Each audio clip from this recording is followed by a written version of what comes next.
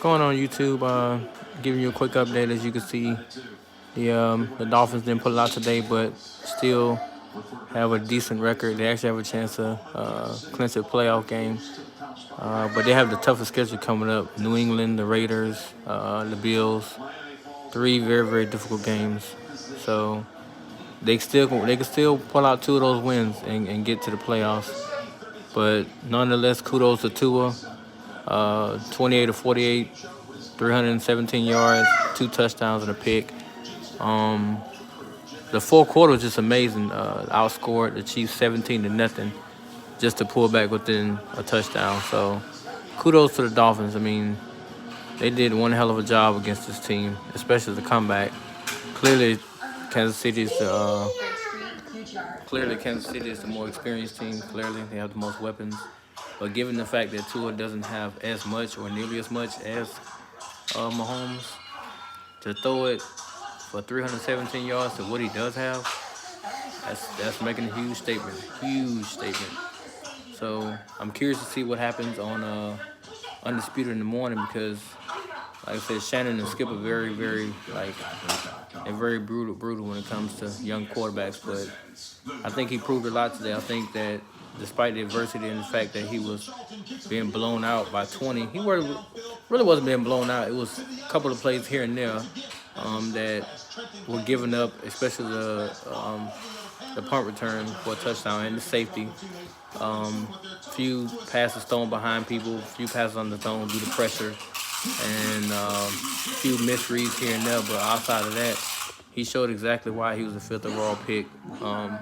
They allowed him to play the entire game. Did not one time go to Ryan, which is what needed to happen in order for him to mature as a player. You can't, just like when they got down by 20, you can't just snatch him out the game and let Ryan provide a comeback. Tua has to do his job.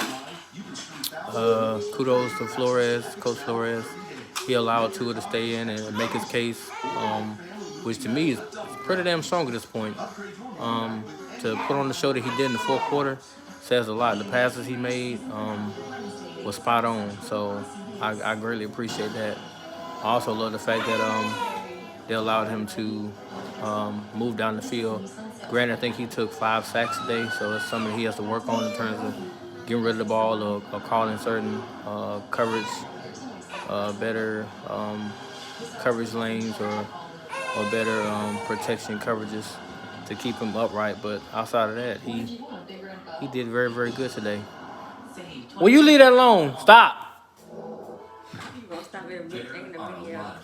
Yeah, because he always doing crazy stuff. But outside of that, the Dolphins would be a force to be reckoned with going forward. I think their next game is against the Raiders, so they can actually beat that team. It's going to take a lot to beat them, but they can actually beat them. They can also beat the Patriots, so that'd be 9 wins. No, that'd be 10 wins. And with 10 wins, they should squeeze into a wild card spot. More than likely, they'd be on the road, so they'd be going to somebody's house to play. But as long as they make it into the postseason, that's what I'm most pleased about. The fact that they got 8 wins and 5 losses says a lot. Now I want to tune into what these guys are going to say because I want to see exactly what they say about Tua's performance today. I mean, granted, like I said, he was 28 to 48, 317, 2 touchdowns, and a pick.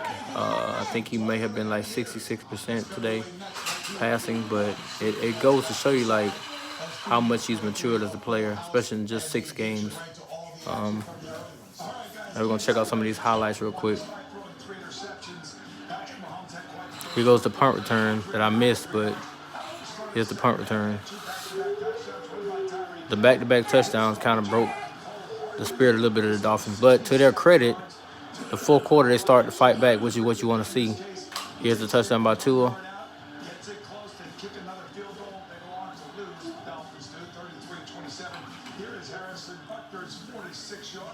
That ices the game. Like I said, Kansas City 12-1, top of the AFC right now, and the Dolphins fall to 8-5.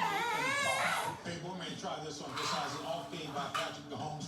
3 picks, but he threw for 393 yards, and of course, 2 touches. Now Tracy Wolfson caught up with Mr. Mahomes after the game.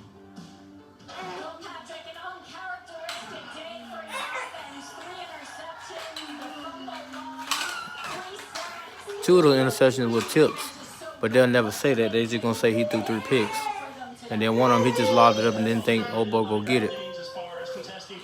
But that young man right there is a mega superstar. But I believe the Tua can get on the same platform as him. But as you can see, if you give him weapons and give him something to throw to, look how much more dangerous the Kansas City Chiefs are. Imagine the Kansas City had no running backs, no receivers, no tight ends like that. He would not be the same type of quarterback. I'm sorry. But the mere fact they put so much around him to make it so much easier for him, that's the difference. Like Tua has to work with, and no disrespect to what Miami has done, but I feel like they should invest more into the draft to get him young offensive weapons. Like a wide receiver or somebody of that caliber um, to help him in crucial situations like this. But you know, it's just my opinion. If you're a GM and you're the head coach, then coming into next season, I'll be looking into the draft to get him an actual weapon, whether it be a running back or wide receiver, preferably a wide receiver, because you need somebody that's going to take the top off the defense and make them respect to his arm. I mean, right now he goes short a lot because they can't even separate off routes.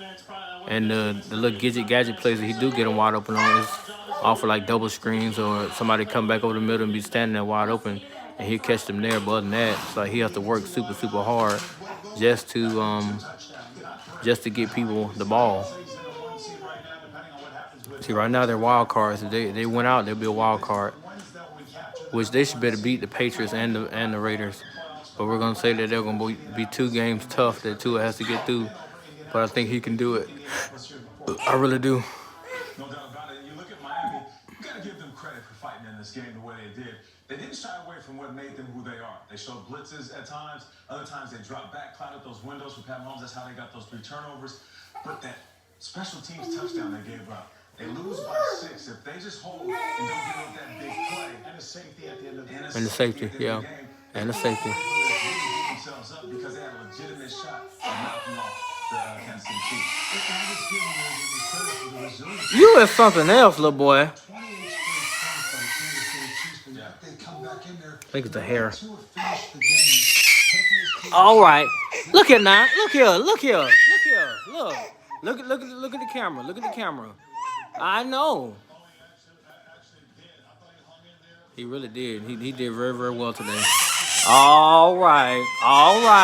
Okay, we're not gonna get ugly about it.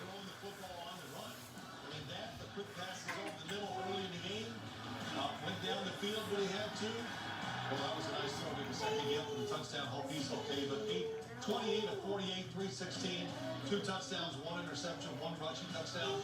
And I think you said it right. The Miami Dolphins, they hung in there and they fought. They got a very young offensive line. They got pushed around for quite a while. And then they kind of, what's really amazing, once you start getting beat, it kind of continues that way. But their offensive line kind of hung in there and Tua finished up the game strong. So, you know what they found out? Kansas City didn't even play their best game. They just know that's what you got to try to aspire to be. You see what the cream of the crop. Yeah. The Super Bowl last year, Patrick Mahomes didn't play great in the first half, and all of a sudden, in the fourth quarter, they turn it on, they win the game. It's almost like giving the other team some opportunities, but they are so good and so confident. As you heard Patrick talking to Tracy after the game, that they don't worry about it. They'll just go on to the next series. And really, I'll tell you what, Patrick Mahomes is an amazing, amazing player. And I sit here and I say that every single week. And you would consider this a bad first half, and yet they still have 33 points. You mentioned the Super Bowl, how it reminds you of that. How about the game before that, the AFC Championship game? How about the game before that, when they played against the Texans, they were down by 3 touchdowns? What does that say? When you're a defense and you're just fighting your hearts out, and Pat Mahomes has what looks like a bad day with 3 turnovers, but yet and still, third and fourth quarter, he can close out a game. I'm just amazed at how much credit they're giving the Chiefs right now. It's like, okay, the 2 or 3 plays that he did have, like that one right there, it was small little stuff that the Dolphins have to work on. And the 44-yard touchdown, I think this is the hill, yeah. Clearly, they're not going to be able to stick with the Chiefs on that platform, but the mere fact that they did the best they could is pretty impressive. They gave up big plays, yeah. But outside of that, you take away the big chunk plays, man, he did okay. The 3 interceptions, really 2 of them was tip passes. One of them, like I said, he lobbed it, and Xavier Howard went to go get it. We didn't really talk about it. He is the most in sync with a quarterback that I've ever seen. It's like he always is watching Patrick Mahomes when you watch him real close. And Mahomes moves, immediately he reroutes where he's going and gets there. Today, what he had? He had 8 catches for 36 136 yards and yards. touchdown. And if Yeah. they come back, you know what it tells me, Nate? Kansas City got a lot of talent. Yeah, they got a lot of talent. Clearly, I mean, they went in the draft and got all that talent. So don't. It's not like they traded for people. They got all in the draft. But that goes to show you how smart Kansas City is. He'll take a shot and literally cough his way through trying to get us the play. And I knew he was wrapped. I knew the game was over. But Pat Mahomes, he's not around. Hands steady. I'm looking at him on the sideline. It's almost like he's smiling after he makes a mistake. And he's a little bit different. Patrick Mahomes, 36-8 in 44 games. Think about that for a second. 36-8 in 44 games. Now they had a punt return, they had a safety, so they had some extra help on the offensive scoreboard. But still, they're averaging over 30 points per game since he took over as quarterback. The one thing they do, you know, I keep looking at Kansas City. Where's the weakness? And I really thought it would show today. I thought Miami's defensive line was going to come out there and kind of take advantage of Kansas City's offensive line. Because I really think Miami's defensive line is going to be really good. But what happens is Mahomes is mobile. They move outside the pocket all the time to throw it. They play actions, the screens, all the gimmicks. They help that offensive line out, which, you know, I'm not going to say they're great. But we think they're great because of everything they do and how they protect. You know what I really love about Andy Reid is 4th and 1 there late in the game. You know, there's no indecision. He takes the clock all the way down. They call timeout. Let's talk about it. He runs a sprint right in Seattle, a little up play for Tyreek Hill, and it's an easy gimme. Like a lot of coaches in that situation, like, let's run the clock down. Let's call timeout. Let's go over there and we'll try to fake them and get them to jump offside. We'll take the 5 yards and then we'll punt the ball. You know what he wanted. Right. But of course, but if you have Patrick Mahomes on the field, it makes the difference, right, Coach? Like if you have Ben Roethlisberger on the field, you're going to go for it. But, you know, there's only about 6 or 7 teams that find themselves in that situation with a quarterback that they trust. And it's just hard to pattern a football team after the Kansas City Chiefs because it's so hard. Nobody's trying to do that, Bill Cowher. Like, what the hell are you talking about? Resourcefulness that they have on the offensive side, and then you couple that with Andy. You know, he's diabolically back in the lab, just cooking up something else, you know? Yeah. And that means see what I can put in there that makes it fun. He does make the game fun. And there's a lot to be said for doing new things, putting players in different positions. You got to keep the game fresh. It's a long 4 months. And I just think the best thing you can do late in the season is keep it fresh. Give them something new to invigorate. It's amazing how much they like jumped at Mahomes. He's like LeBron James in the NFL.